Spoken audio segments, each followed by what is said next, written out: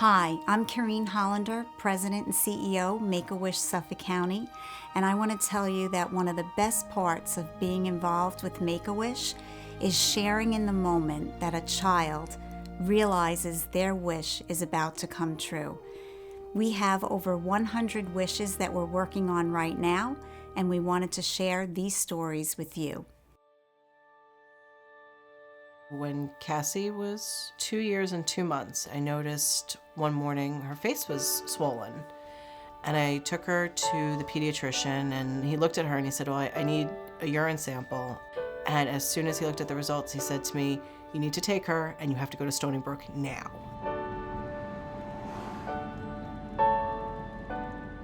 I took her up there and they said, well, she has this disease, it's called minimal change. Her kidneys don't process protein, the salt doesn't flush from her body, and her kidneys cannot filter that out, and if we don't do anything about it, eventually she will become so endogenous that her organs will start to shut down, which is what's starting now. I was horrified. This was my 2-year-old, and she doesn't know what's going on, and I didn't understand a lot of it.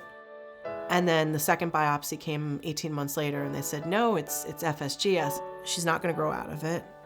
You may have to look for a kidney one day.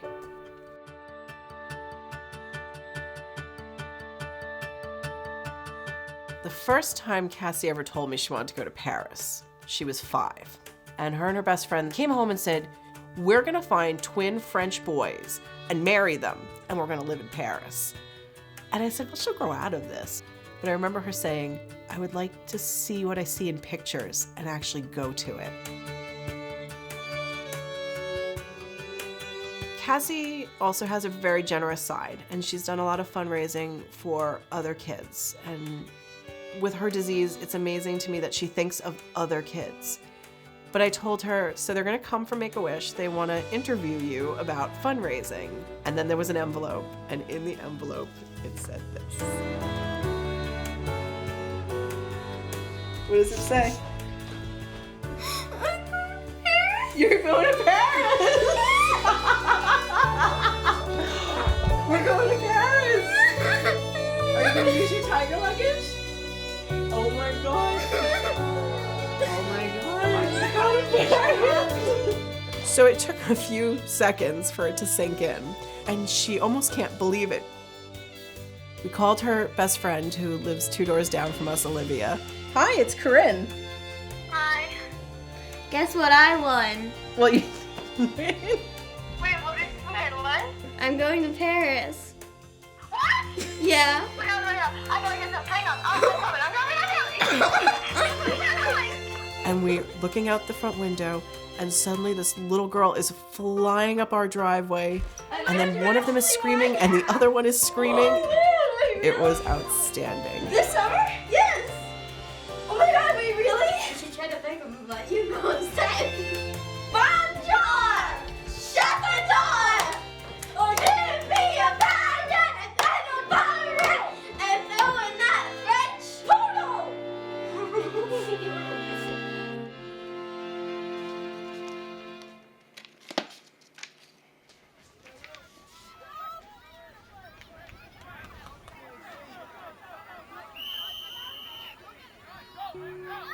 Go Grace! Go Gracie! Good girls, they wanted Gracie! I'd had this pain in my leg for months, but I always had some kind of injury. And I figured it was just pulled muscle or something. I did sports all the time. I couldn't really see what was wrong with it, except whenever I touched her in one spot, she would jump. So I called my pediatrician. She said, I want you to go for an x-ray. She put it up on the screen and she said, it's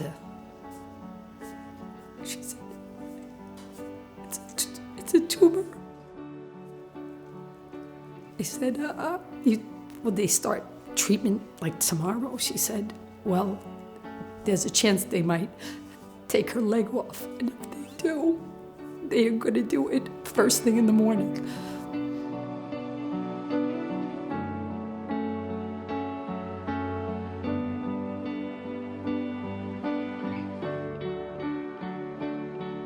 I didn't want to tell her she had cancer unless I had to, unless she did have cancer. And, you know, that's something you don't want to have to tell your 11-year-old, even if it's true. I certainly didn't want to tell her it if it wasn't true. I never even considered the idea. It was just such a foreign concept to me that out of nowhere this could happen.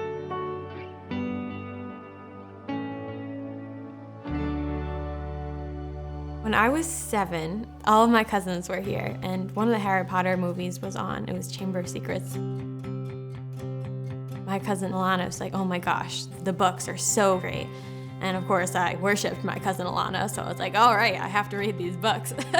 So I read it, and I was just like, oh my gosh. I was immediately obsessed with it, and I just read them all the time. I was in the car, and I was just playing on my phone, and I saw an announcement came out. J.K. Rowling announced on Twitter the best possible news for Harry Potter fans. She revealed that a brand new, untold part of Harry's story will be coming to the stage in West London and will be called Harry Potter and the Cursed Child. If I actually got to go see it in London, I would probably cry and scream, and over the next few days I'd probably be like, guys, can you believe we're actually gonna go see it? This is this thing that I know will never let me down. This is the thing that will be the wish. It's the wish. Well, you're not gonna have to wait much longer because we got the tickets. Oh my God, you did that! You're going. Both parts, same day. Oh my God, I can't believe you actually got them. These are impossible. You got all 5. Got 5? Oh my God. I'm sorry. No, I know it takes time to sink in.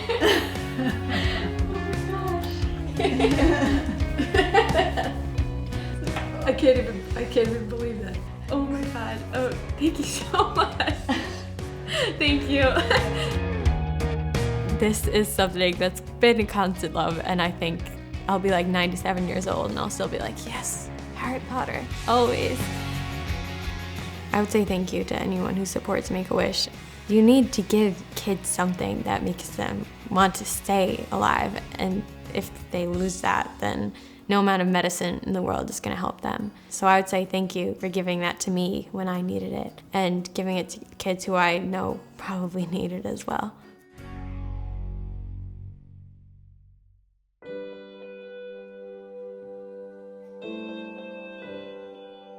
My biggest dream was to be a mom. More than anything else, I just wanted to be a mom. So I had Nicholas, I was really excited. And then I got pregnant again and found out I was having another boy. And just to have 2 little boys so close in age was like a dream come true. When I was pregnant with Tyler, I started noticing some symptoms in Nicholas. When Nicholas was 14 months old, I got a phone call from our pediatrician and said that your son came back positive for something called SMA. SMA stands for spinal muscular atrophy. And he said that it was something that he didn't know much about himself, but that he knew it wasn't good. I was withdrawn from everybody, you know, just crying every day. But at the same time, I had 2 babies.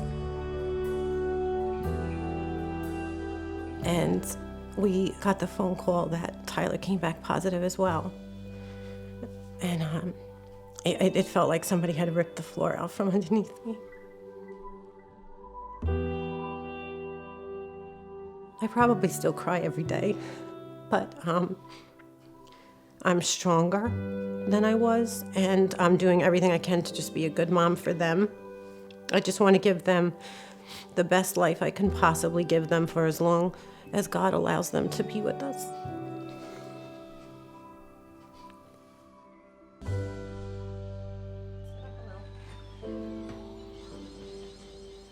Gotta close your mouth. There you go.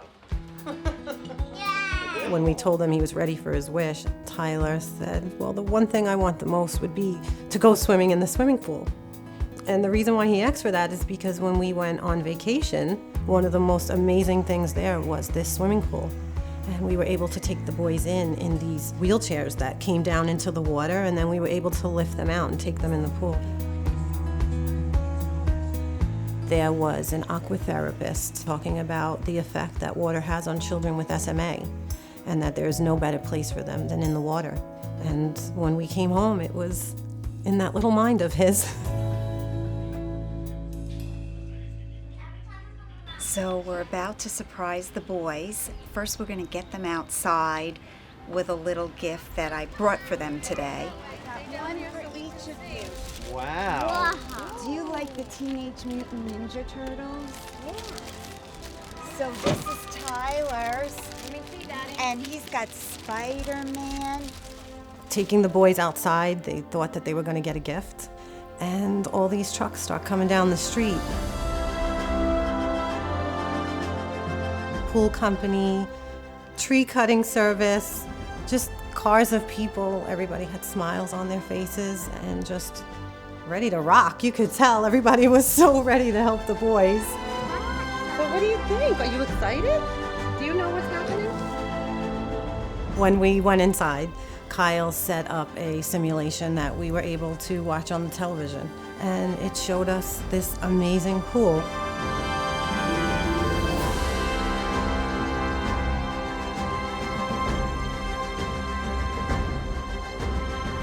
I think that I'll just be staring at, my boys' faces and just probably capture that moment and never forget.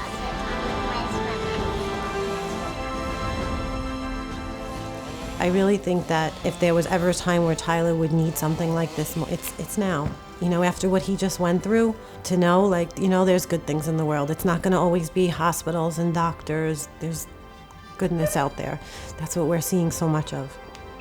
When we think about what these people are willing to do, what they're willing to put in to make something like this happen, it's nothing short of a miracle.